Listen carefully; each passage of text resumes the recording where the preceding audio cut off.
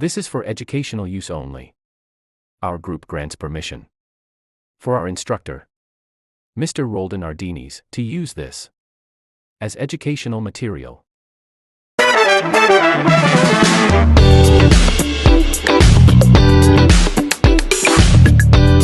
Good day everyone, I'm Engine Cadet Chris Alboro. My assigned topic is about Manfred's ideology of globalization.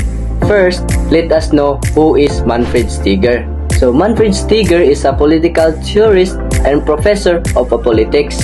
He is an author of an ideologist globalization, focuses on the globalization of a political ideology called globalism. To deepen our understanding, let's start with globalism as a political ideology. According to Manfred Steger, globalization is not just a process where countries become connected.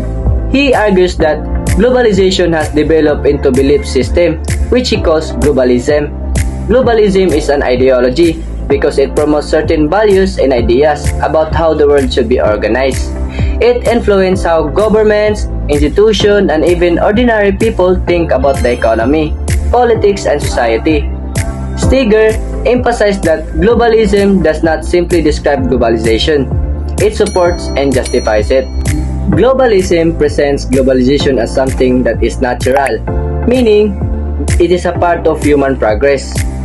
It also presents globalization as inevitable, meaning there is no alternative to it. Lastly, it is present globalization as desirable, meaning it is good for everyone. Because of this, people are encouraged to accept globalization without questioning its negative effects, such as inequality or exploitation. This is an important idea to understand because it shows how ideology can shape public opinion. At the center of the globalism is the belief that globalization means the liberalization and global integration of markets. This includes removing trade barriers, opening national economies, reducing government intervention, and allowing private companies to dominate economic activities. In this ideology, the market becomes the main organizing force of society. Economic efficiency and profit are prioritized over social welfare or equality. This is why globalism is often associated with neoliberal economic policies. The purpose of globalism is to promote free trade, deregulation, privatization, and open markets. It also aims to make these ideas appear as a common sense, so people believe there is no alternative system.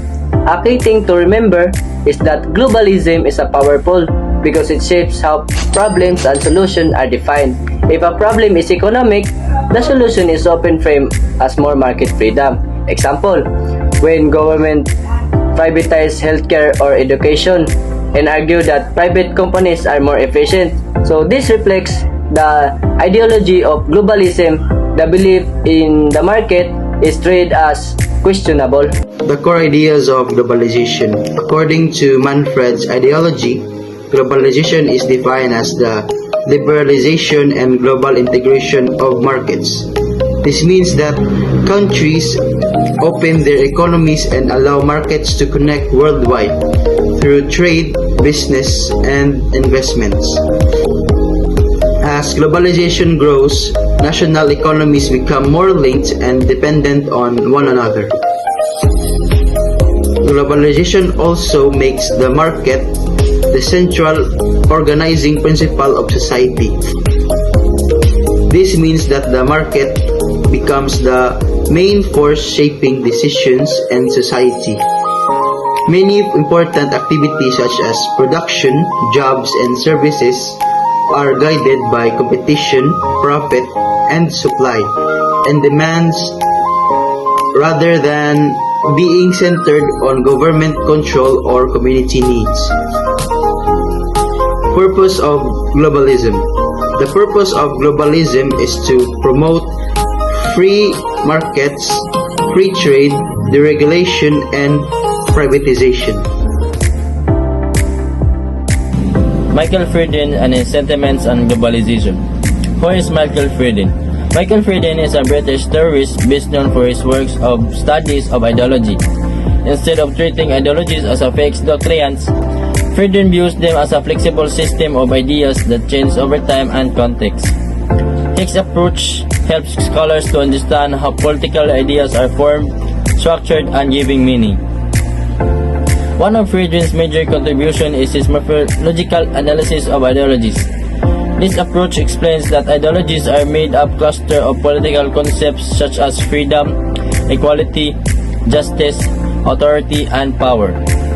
These concepts are arranged in core adjacent, the peripheral position. The meaning of each concept depends on how it relates to others. Ideologies are not rigid. They evolve as a concept shifts and reinterpreted. Because of this, Frieden argues that ideologies is not just an opinion, it is a structured and recognizable pattern of ideas that guides political thinking and action. Criteria when a belief system becomes an ideology. Frieden provides criteria to determine when a belief system can be considered as an ideology. It must show conceptual coherence. Ideas must connect logically. It must have normative claims, ideas about what thought to be. It must guide political behavior or decision making. It must communicable and shared by a group or society. So, these are Michael Frieden's criteria for an ideology. So, Michael Frieden says that an ideology is just an idea or a belief. To count as a real ideology, it must have these features. First is a distinct conceptual structure. An ideology must have core ideas that are organized and connected, not a random opinions. For example, liberalism has core ideas like freedom, equality, rights, and democracy that fit together. Second is the ability to address major political issues. An ideology must offer answers to big political questions such as who should have power, how should wealth be distributed, and what is the role of the state. For example, the socialism addresses inequality by arguing for shared ownership and welfare systems. Third is the power to fix meanings of political concepts, the recontestation. So this means an ideology defines what political concepts mean in its own way, reducing disagreement inside ideology. Example, in liberalism, freedom means individual rights and choice. In socialism, freedom may mean freedom from poverty and exploitation. Steger's engagement with Frieden, Globalization explained. Manfred Steger uses Frieden's criteria to argue that globalism is a real ideology, not just a trend. So, why globalism qualifies as an ideology? So first, globalism has a clear structure. Its core idea include global interconnection, the free trade, the open borders, and the international cooperation. Second, for the shapes public policy and political language, governments use globalist ideas when they support the free trade agreements, the international organizations, and the global cooperation and climate change. Third is the globalism is a major ideology because it has organized ideas, influences political decisions, and defines concepts like development, progress, and global cooperation. Steger concludes that globalism meets Frieden's criteria for an ideology. Arjun Appadurai is a cultural theorist and anthropologist. He is well known for explaining globalization from a cultural and social perspective rather than viewing it as only an economic process. According to Appadurai, globalization is best understood as a series of global cultural flows. He explained that globalization involves the movement of people, technology, media, capital, and ideas across national borders. These movements shapes how societies interact and influence one another in the modern world. To explain these global movements, Appadurai introduced the concept of scapes.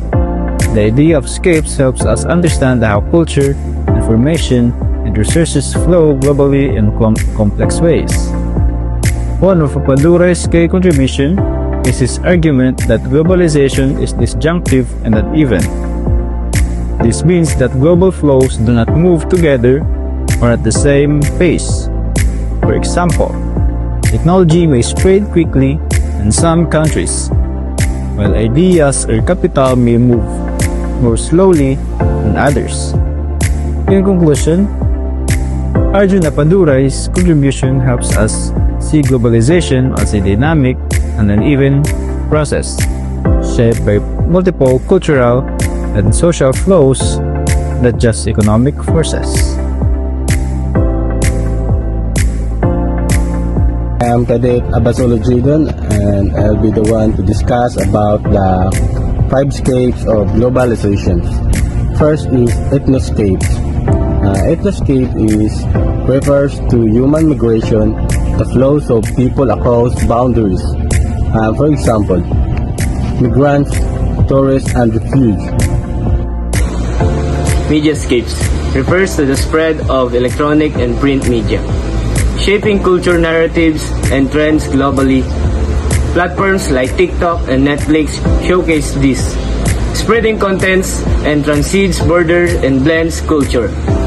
The mediascape is to the scope of electronic and print media in global cultural flows. And for example, like TikTok trends across countries. And the third is technoscapes. Technoscapes refers to the global movement of technology, both mechanical and informational. For example, smartphones made in China used globally. Technoscapes involve the global movements of technology, connecting people and fueling commerce. The widespread use of smartphones is a prime example, bridging tech gaps worldwide. Financescape, the flow of capital, currencies, and financial instruments across national borders. Example, global stock markets where investors can buy and sell shares of companies from around the world. The use of mobile payment systems like GCash and Alipay for international transactions. Ethnoscape, the migration of people across cultures and borders, presenting the shifting social, political, and economic aspect of population on a global scale. Example, overseas Filipino workers working in various countries around the world and sending remittance back home. Ideoscape, the global flow of ideologies, political ideas, and values. These include concepts related to human rights, democracy, environmentalism, and religious or political movements. Example, the global climate change movement advocating for environmental protection and sustainable development. The influence of human rights organizations in promoting and protecting human rights worldwide.